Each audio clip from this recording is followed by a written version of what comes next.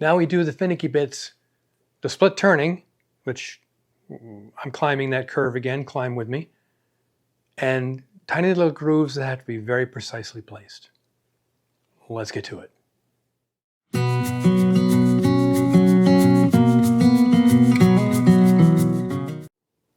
Welcome back to the shop on the channel and episode 3 of Mars sewing machine table update restoration kind of thing. For those who haven't seen the previous videos, this involves a split turning. And what I mean by a split turning is I have the original piece right here. This is a split turning. And of course, it should be self-evident now. What I mean is this was 2 pieces of wood glued together, and I'll show you how in a minute, and then it was turned and then split apart and put on as supports for the drawers that are going into the new drawers that are going onto the sewing machine table. Anyway, so what I have here is a piece of grocery bag paper, Elmer's white glue, not a sponsor. I don't know if it makes any difference, but this is how I was taught to do it, and they suggested just use Elmer's glue, white glue, and the 2 pieces of wood that are going to become the split turning. Now, this wound up having to be a little thicker than I thought, so once this is glued together like this thickness is going to be correct. This will have to be trimmed down, which is good, because that's where the paper's sticking out. So once it dries, cures, or whatever, then I can just cut off the paper that's hanging out, run it through the jointer on one side, and then run it through the table saw to get the thickness, the width, which will give me the square piece I need, the blank, to make this out of. And then I'll take it to the lathe, and we'll turn it out. So first things first is to spread the glue onto the wood.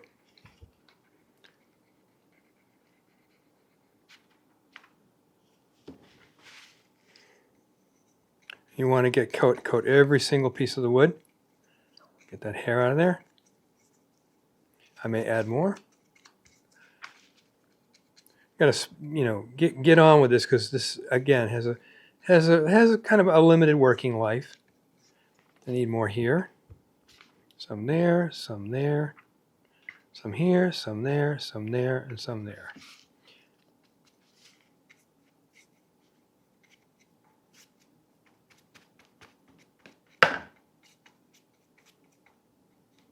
The hairs off from the brush, using acid brushes. Okay, so that's that. Now we take the paper and put it on the wood piece.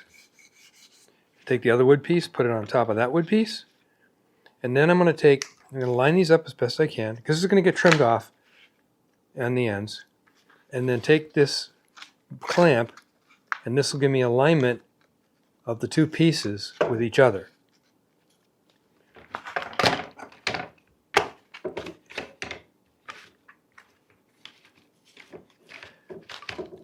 And let's see, we're almost lined up exactly where I want. And then I'm going to clamp it together, put some weight, some clamp pressure on it.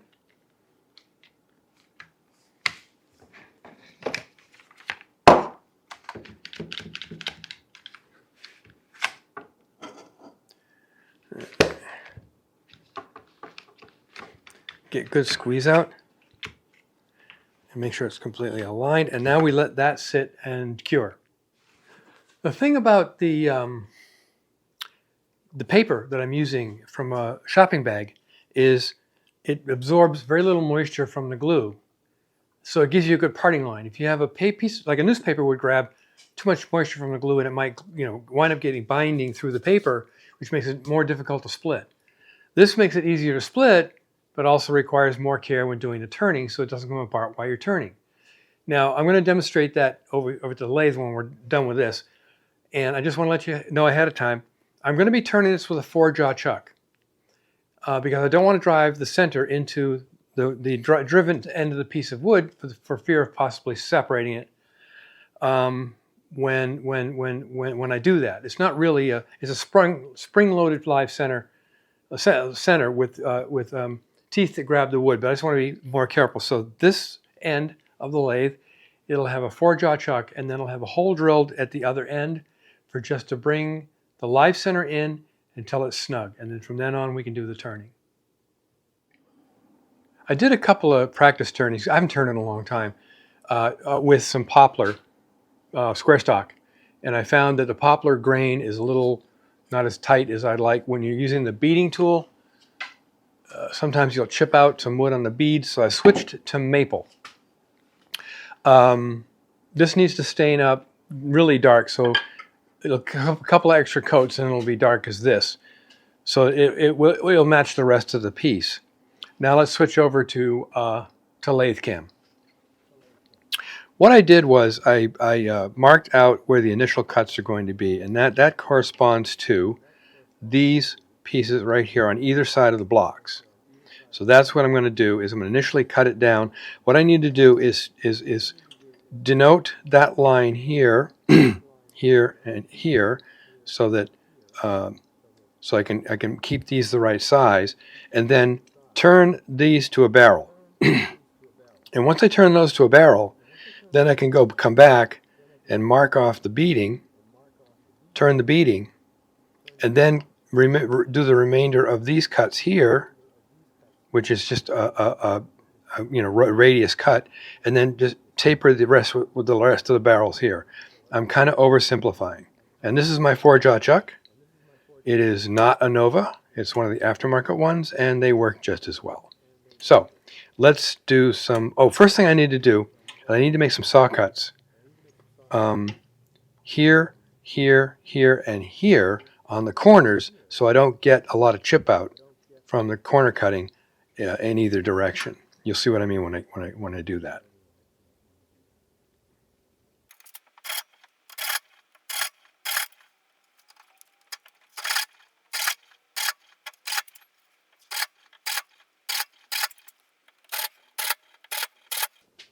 Those saw cuts will hopefully reduce chip out on the parts of the block that are just going to have a taper on them. You'll see that in a bit. I'm going to start turning this. Most of this is going to be on lathe cam, and most will be time lapse. You can watch the part up here out of the wood as I do the cutting. Hopefully my practice is going to pay off. And even though it's not a loud thing to do, one must have tunes when one is doing stuff like this. So let's do some turning.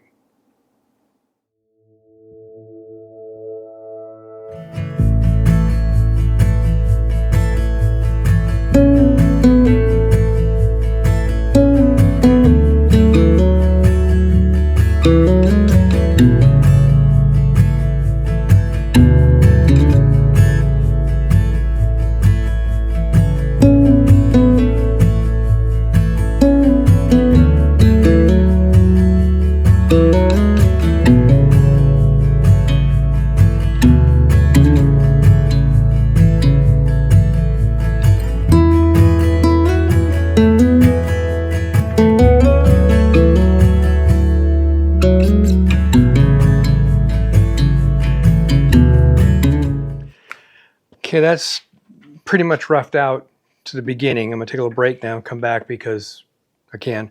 Got a little chip out on some of the beading. I think that's kind of unavoidable because of my lack of practice. But the next thing I want to do is do the barrels, and then I'll do the ends. And then we'll cut them off. Hopefully we'll cut it to the length and then split it in half, the moment of truth. So let me get busy on doing the barrels.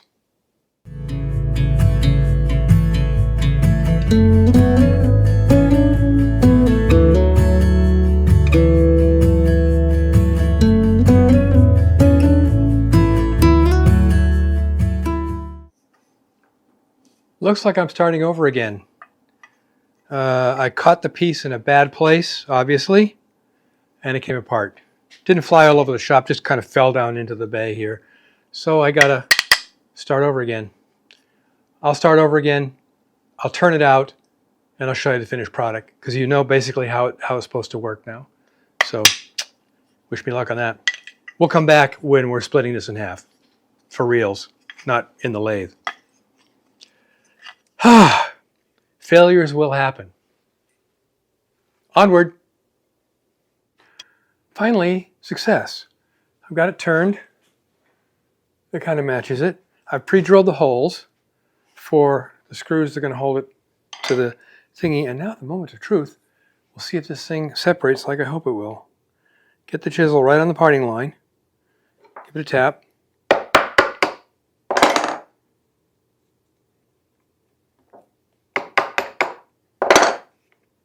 Okay.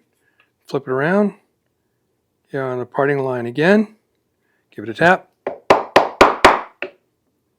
Oops, wasn't on the parting line.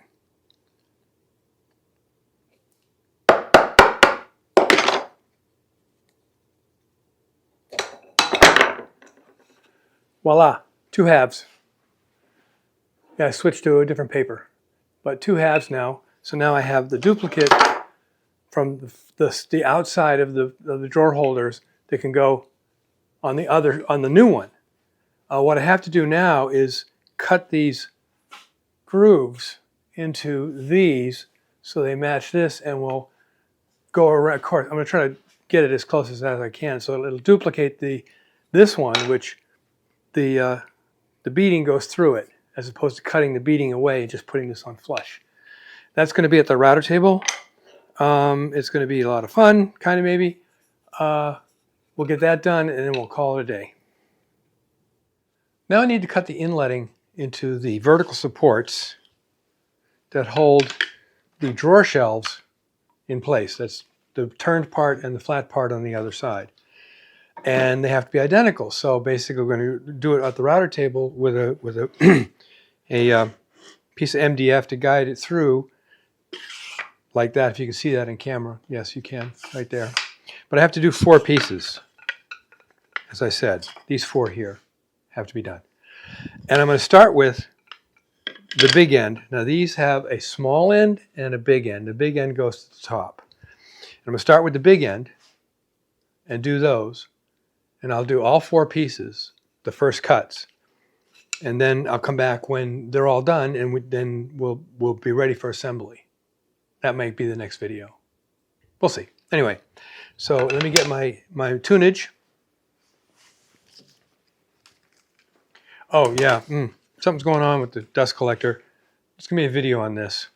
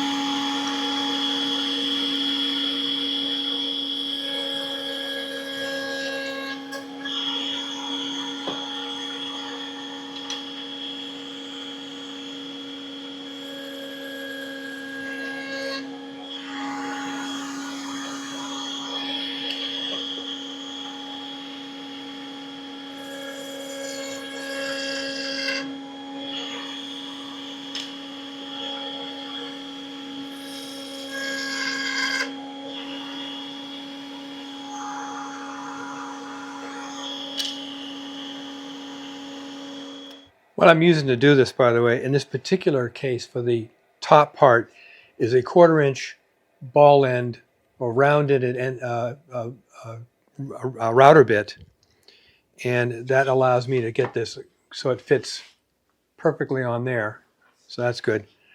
And I may have to make a little change in the depth, but anyway, so that's where I am right now. I'm going to finish all these up, get them all cut out, and we'll go for doing some assembly. If you saw, I had to walk over to the dust collector to turn it on. The remote has failed. I'm going to do a video on what I'm going to do to fix that, because the little key fob remote thing is 7 months out to get a new one. Anyway, I'm going to continue on with this, and then we'll see about assembly. I got the inletting done. See a little bit of the paper still on there. You can see that's for the, well, this is for the top, 1/4 inch. This is for the middle, 1/8 of an inch. This is for the bottom, 1/8 of an inch.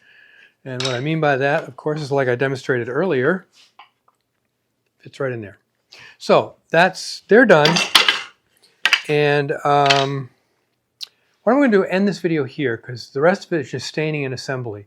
what I'll do is I'll stain it all up and get it ready, and we'll just do a quick video of the assembly and putting this thing back together. What I want to do is I want to do a video about, I'm going to repair that with a new remote control, which will also help me when I want to automate the gates, because you can't have a remote controlled system on your dust collector with the automated gate systems that I've seen and the one that I'm designing for the shop. So you see it on doesn't work. I have to go walk over and do that. First world problem, I know. But this, and I'll explain it more in detail, is 7 months out to replace. So anyhow, Mars sewing table is coming together really nicely. So until next time, let's make some great things out of wood.